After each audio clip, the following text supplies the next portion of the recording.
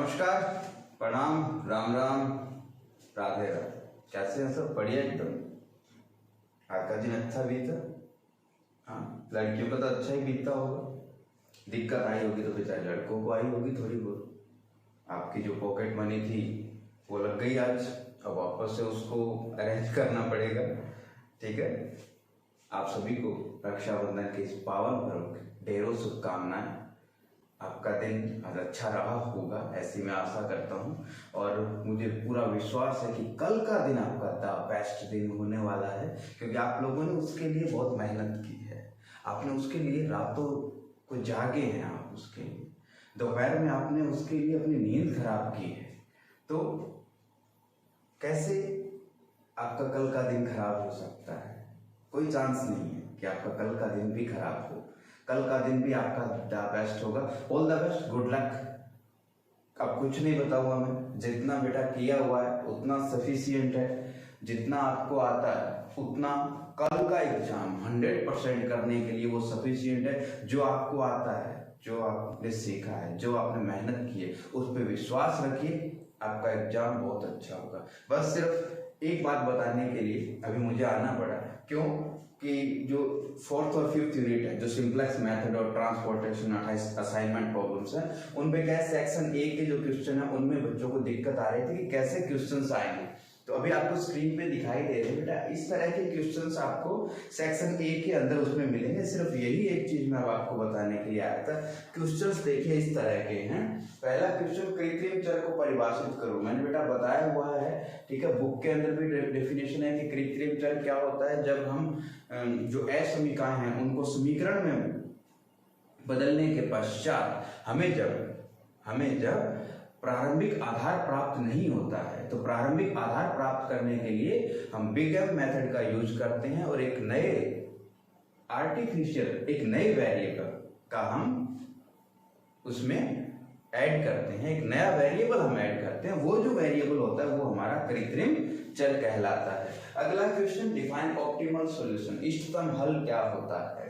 इष्टतम हल, ये सारी परिभाषाएं बेटा बताई हुई है बुक में, आपको बहुत आसानी से मिल जाएंगी। इष्टतम हल क्या होता है? इसके बाद डिफाइन सरप्लस वेरिएबल। आदित्य पूरक चर क्या होता है? आदित्य पूरक चर क्या है? ये परिभाषा भी है बुक के अंदर, आपको मिल जाएगा। आदित्य पूरक चर क्या होता है? नहीं है तो मैंने बताया हुआ है, ठीक है, मैंने आपको ये डेफिनेशन वहां पे बताई हुई है जब अपने पढ़ रहे थे क्या मिशन 90+ सीरीज के दौरान जब हम कर रहे थे, तो वहां मैंने आपको ये चीजें बहुत अच्छे से बताई थी, ठीक है। उसके बाद द्वैतता के मूल प्रमेय का कथन लिखिए। जो ड्यूलिटी का मूल प्रमेय है वो आपको उसका कथन लिखना है। क्या है उसका मूल प्रमेय का कथन? कि यदि किसी एलपीपी का कोई ऑप्टिमाइज सॉल्यूशन है तो उसकी डीपी का भी ऑप्टिमाइज सॉल्यूशन एग्जिस्ट करता है। और इसके साथ ही वहां पे आपको डेफिनेशन में इसका फंडामेंटल थ्योरम जो है वो उसका स्टेटमेंट आप याद करके जाइएगा। ये भी आपको आसानी से वहां पे मिल जाएगा।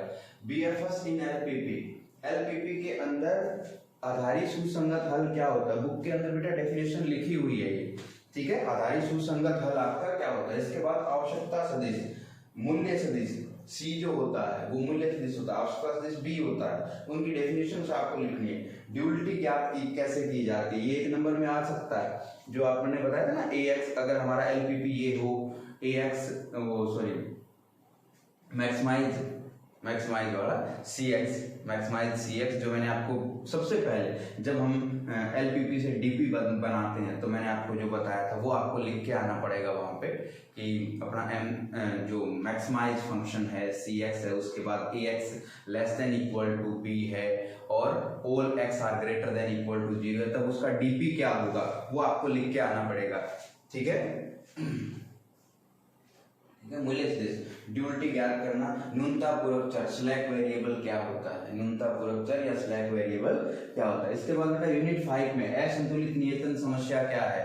असंतुलित नियतन समस्या क्या होती है? जिसके अंदर हमारे पास जो जॉब और जो सबऑर्डिनेट है, जो कार्मिक और कार्य, उनकी संख्या अगर मिसमैच होती है, मतलब उनकी संख्या इक्वल ना हो, तो वो असंतुलित नियतन समस्या है। नियतन समस्या का गणितीय रूप बेटा बुक में दिया हुआ है, वो आपको लिख करके आना है। नियतन समस्या और परिवहन समस्या में अंतर क्या है? नियतन समस्या और परिवहन समस्या में अंतर क्या है ये मैं थोड़ा सा आपको बता देता हूँ बेटा। नियतन समस्या के अंदर हम क्या करते हैं कि किसी एक व्यक्ति को, किसी एक कार्मिक को एक ही जॉब जो है वो अलॉटमेंट किया जाता है, लेकिन परिवहन समस्या में किसी एक सोर्स से हम अलग अलग डेस्टिनेशन पे क्या है सप्लाई करवा सकते हैं। पहला अंतर है बेटा ये कि असाइनमेंट प्रॉब्लम में क्या होता है, किसी एक कार्मिक को हम एक ही कार्य, एक ही जो जॉब है वो अलॉट कर सकते हैं, लेकिन जब हम बात करें परिवहन समस्या की तो वहां हम एक सोर्स से, ठीक है, एक सोर्स से हम क्या कर सकते हैं, अलग अलग डेस्टिनेशन पे अपने अलॉटमेंट वहां पे नियतन कर सकते हैं। दूसरा क्या होता है, दूसरा अंतर हमारे पास असाइनमेंट प्रॉब्लम के लिए और ट्रांसपोर्टेशन प्रॉब्लम के लिए जो मेथड्स हैं, असाइनमेंट प्रॉब्लम के लिए हमारे पास हंगेरियन मेथड है, ठीक है, लेकिन ट्रांसपोर्टेशन प्रॉब्लम के लिए हमारे पास अलग अलग मेथड है बेटा, उनके नाम लिख देना कि ये मेथड हमारे पास है, ठीक है। अगला जो हमारा असाइनमेंट प्रॉब्लम है उसके अंदर जो कॉस्ट मैट्रिक्स है वो हमेशा स्क्वायर होता है बेटा, कॉस्ट मैट्रिक्स हमेशा स्क्वायर होता है, लेकिन ट्रांसपोर्टेशन प्रॉब्लम के अंदर उसका स्क्वायर होना जरूरी नहीं है, ठीक है। समझ आ गया, समझ गए होंगे आप बात, ये अंतर आपका डिफरेंस वहां पे आपको लिखना पड़ सकता है। दूसरा अगला आता है परिवहन समस्या में अपभ्रष्टता, डीजेनरेसी क्या है, परिवहन समस्या में डीजेनरेसी क्या है, जब आप उसके अंदर जो अलॉटमेंट करते हैं, जो एंट्रीज आप करते हैं, अगर उनकी संख्या m+n-1 के इक्वल ना हो तो हम क्या कहते हैं, वहां पे अपभ्रष्टता की स्थिति उत्पन्न हो जाती है। परिवहन समस्या का इष्टतम हल क्या है, 35 नंबर पेज पे, 35 नंबर पेज पे कुछ डेफिनेशन है बेटा, वो डेफिनेशन आप पढ़ लेना, ठीक है। परिवहन समस्या का मैथमेटिकल फॉर्मुलेशन, गणितीय गठन। असंतुलित नियतन समस्या क्या है, जब हमारे पास जो डिमांड और सप्लाई, सॉरी नियतन समस्या है ना, असंतुलित नियतन समस्या ऊपर बता दिया, ठीक है। असंतुलित परिवहन समस्या आ जाए बेटा, असंतुलित परिवहन समस्या आ जाए। परिवहन समस्या क्या है, जब डिमांड और सप्लाई इक्वल ना हो, यहाँ पे परिवहन समस्या कर लीजिएगा कि डिमांड और सप्लाई जब क्या ना हो, इक्वल ना हो, तब वो क्या होता है, असंतुलित परिवहन। छदम कार्य क्या है, जो हम एक नया डमी वर्क ऐड करते हैं, डेफिनेशन दी हुई है बेटा, असंतुलित नियतन समस्या, डमी वर्क, ये डेफिनेशन आपको बुक में मिल जाएगी। असंगत नियतन क्या है, ये जस्ट ये 3 डेफिनेशन एक साथ है बेटा बुक में, ठीक है, ये 3 डेफिनेशन आपको एक साथ मिलेगी, ठीक है, बुक के अंदर है तीनों की तीनों। इसके बाद समानयन प्रमेय का, इसके नीचे बेटा समानयन प्रमेय है, वो कथन भी आप याद करके जाएंगे, क्लियर। तो ये एक नंबर के क्वेश्चन है बेटा, ठीक है। इधर एक क्वेश्चन और आ सकता है बेटा, सिंप्लेक्स मेथड के अंदर अनबाउंडेंस की स्थिति के अंदर, ठीक है, अपरिबद्धता की स्थिति को लिखिए कि अपरिबद्धता की स्थिति उत्पन्न कब होती है, ठीक है। तो कब होती है बेटा, जब हमारे पास all zj minus cj are greater than equal to 0 हो, all zj minus cj are greater than equal to 0 हो और कृत्रिम चर के संगत, ठीक है, कृत्रिम चर के संगत आवश्यकता सदिश में मान 0 हो, तब तो क्या होता है, प्रतिबंधों में अरिक्तता होती है, ठीक है। ऑप्टिमाइज सॉल्यूशन ज्ञात होता है परंतु प्रतिबंधों में अरिक्तता पाई जाती है, ये आपको बुक में मिल जाएगा, अरिक्तता पाई जाती है। बट अगर उसके संगत, कृत्रिम चर के संगत आपका वैल्यू नॉन जीरो आ जाए तो फिर उसका हल जो है वो क्या होता है, अपरिबद्ध होता है, फिर ऑप्टिमाइज सॉल्यूशन ही ज्ञात नहीं किया जा सकता। उस कंडीशन में ऑप्टिमाइज सॉल्यूशन ही क्या आ जाता है, अपरिबद्ध आ जाता है। लेकिन अगर चर का वैल्यू जीरो आ जाए, मतलब उसके अंदर आपका m है, कृत्रिम चर उसके अंदर है, लेकिन उसका वैल्यू अगर जीरो आ रहा है तब तो सॉल्यूशन ज्ञात हो सकता है परंतु प्रतिबंधों में अरिक्तता पाई जाती है। बट अगर उस कृत्रिम चर का वैल्यू नॉन जीरो आता है तो फिर उसका सॉल्यूशन जो है वो क्या होगा, अनबाउंडेड रहेगा। तो ये बेटा 1 नंबर के क्वेश्चंस हैं और बाकी आपने बहुत पढ़ लिया बेटा, बहुत पढ़ लिया। बस जो पढ़ा हुआ है उस पर फेथ रखिए, उस पर विश्वास रखिए, खुद पे रखिए, कल का दिन आपका बहुत अच्छा होने वाला है, ठीक है। कल शाम को आपके एग्जाम कंप्लीट हो जाएंगे बेटा। जैसे ही एग्जाम कंप्लीट होंगे, ठीक है, सबके मन में एक क्वेश्चन होगा कि अब क्या है, एग्जाम हो गए, नेक्स्ट व्हाट। तो कल आपके नेक्स्ट व्हाट का जवाब देने के लिए मैं आपके साथ फिर रूबरू होऊंगा इसी चैनल पे, इसी तरीके से हम फिर मिलेंगे कल शाम को, ठीक है। एक जो स्टूडेंट नोवर से हैं, नोवर के स्टूडेंट्स हैं, आपका एग्जाम 9:15 पे कंप्लीट होगा। कल की छुट्टी है, 9:30 बजे हम सभी मैं आपको 9:30 बजे फोकस कोचिंग में मिलूंगा।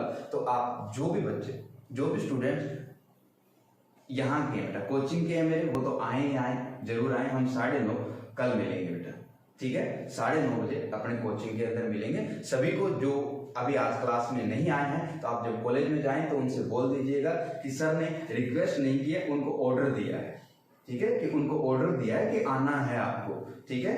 रिक्वेस्ट मानो तो अच्छा है, रिक्वेस्ट नहीं मानो तो बेटा ऑर्डर मान लेना, ठीक है? रिक्वेस्ट ना मानो तो ऑर्डर मान लेना, ठीक है? कुछ भी मान के आप आ जाना बस, ठीक है? Again best of luck, all the best, good luck. मेरा जितना आशीर्वाद है वो सारा आपके साथ है, ठीक है? जितना मैं दे सकता हूँ वो सारा आपके साथ है। कल का दिन आपका द बेस्ट डे होगा एग्जाम की दृष्टि से, ओके?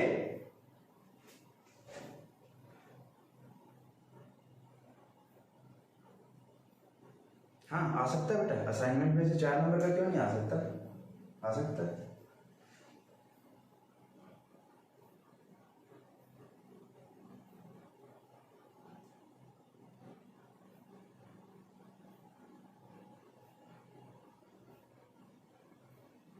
ठीक है?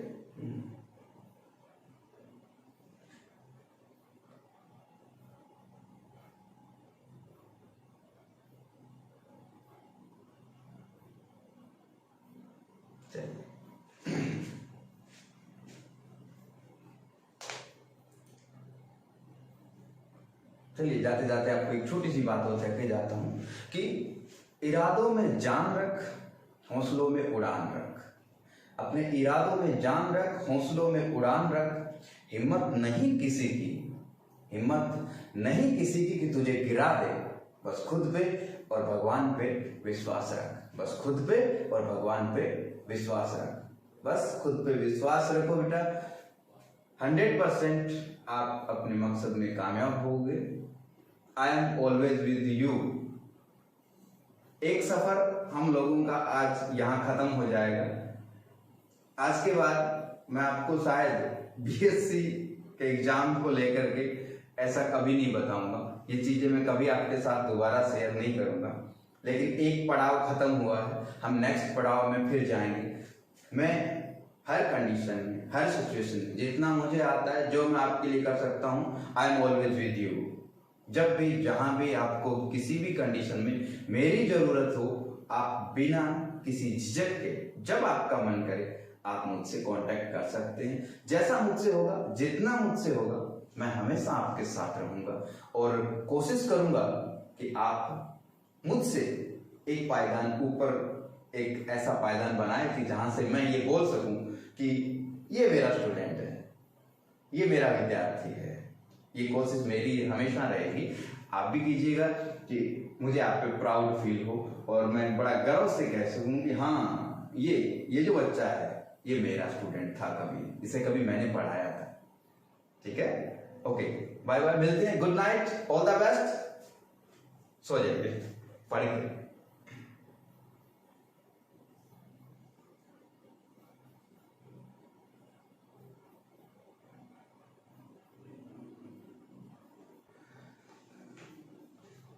बट जब भी आप लाइव होते हैं तब नहीं आ पाया। मैंने आपकी सारी वीडियो कंप्लीट ली थी सर। थैंक यू बेटा, thank you, thank you, thank you. Bye बेटा, बाय, गुड नाइट।